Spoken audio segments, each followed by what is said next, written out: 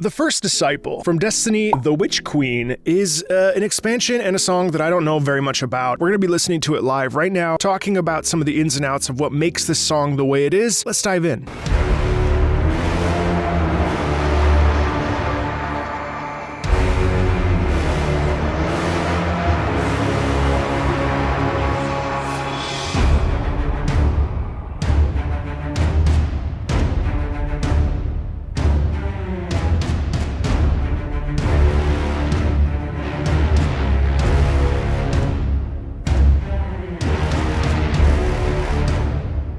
So we're using heavy brass here. Is this the theme of the Cabal? Or is this the theme of the Hive? That gives us a real sense of dread, right? A real sense of terror. This brass is so pronounced.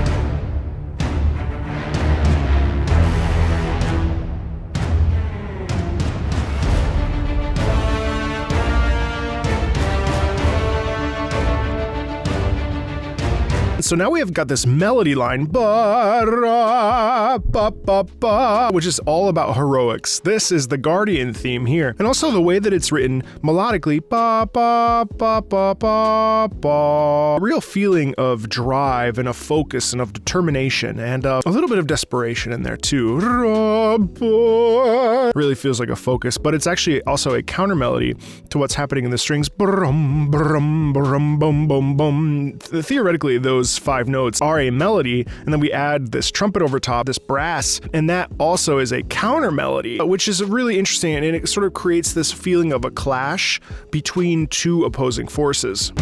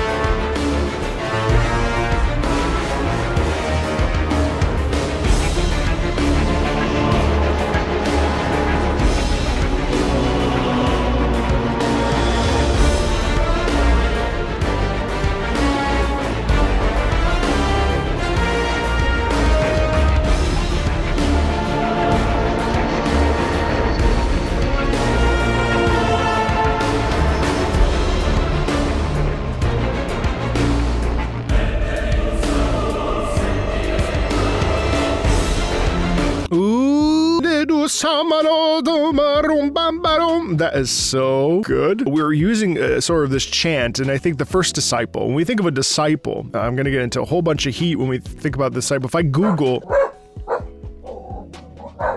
Oh, Luna didn't like the word disciple. A disciple is a follower or student of a teacher, leader, or philosopher. So I don't know who this first disciple is, but the first disciple, you hear that in that chant. And I think that's a little homage to the idea or concept of a disciple. Usually we see disciple in a liturgical setting. So this must be, I would assume, some sort of follower of Salvatori who now is emerging for, like, it's a barrier of entry between us and Salvatori is the first disciple, possibly. And so that chant is a really nice touch because it allows us to feel a bit of liturgical things, a bit of a feeling of almost like we're fighting some sort of like follower of a deity or some sort of religious zealot in a way. It's a really nice touch.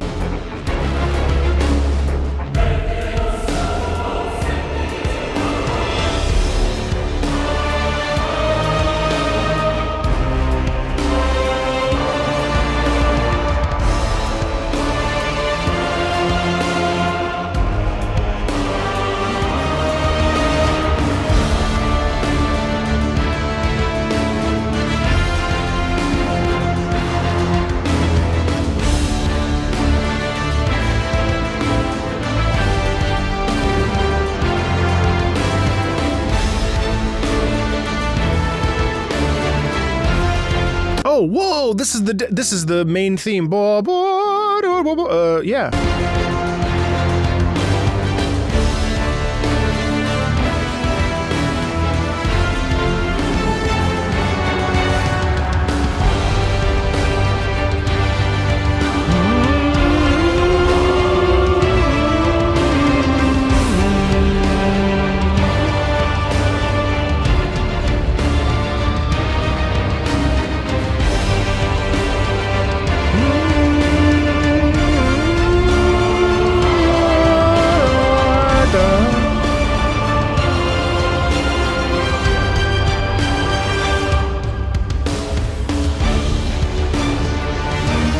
that speaks to a broader concept about leitmotif in general and how important it is in video game music and in music in general, especially when we're having programmatic music, which is music that's aiding us in telling a story. Having motives, especially in this case, that's the motive of the Guardian, the Tower. I can't remember the exact specifics. I think it's actually the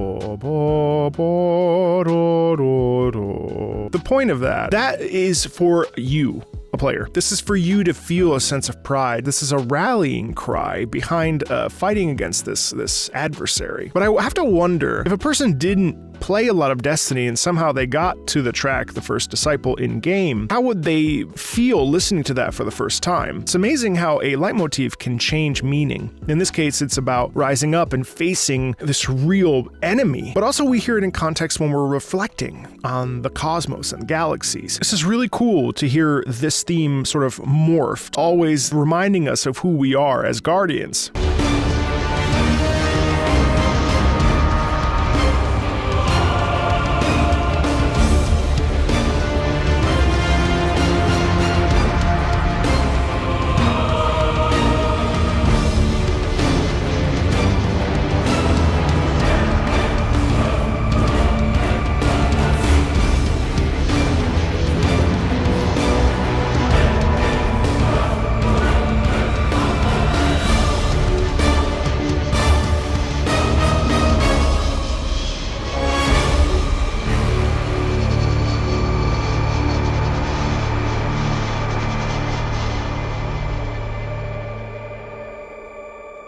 This never lets up. The whole time it's intense. The whole time it's really bum, bum, bum, bum, bum, bum, bum, bum, bum, bum. There is always that forward momentum and that feeling of constant movement. And it's really cool too. We have that sort of sforzando at the end. Sforzare is a musical term that basically means, whoa, we get loud and then we get quiet. That sort of elicits an emotion of, oh, shit, okay, you know? And I think that culminates this piece really beautifully because we do get this feeling of, oh, it's over. Okay, we did it. It's done. And that's a really nice little way of ending this piece. There's a lot more Destiny on the channel, actually. There's more Destiny to come for sure, especially with the new expansion coming out here pretty soon in 2023. If you like this sort of stuff, feel free to like, subscribe. There's links in the About section if you want to support the channel, and I'll talk to you later.